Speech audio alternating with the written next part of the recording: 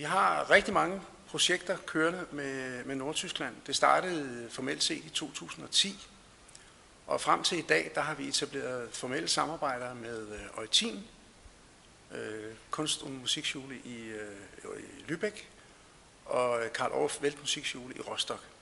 Periodevis har vi så været i kontakt med musikskolen i Rendsburg og i Slesvig. Samarbejdet med Nordtyskland giver en hel masse forskellige gode ting.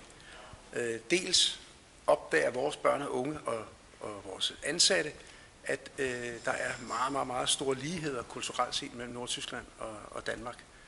Man arbejder med de samme problemstillinger samfundsmæssigt set.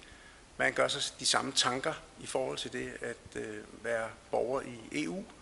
Og man har også langt hen ad vejen de samme fritidsinteresser. Der, hvor det er interessant, det er, hvor vi er forskellige. For der kan vi bidrage og supplere hinanden, så vi faktisk i fællesskab kan hæve de faglige niveauer. Og specielt de faglige niveauer, det er noget, vi er meget interesseret i, når vi snakker musikskole.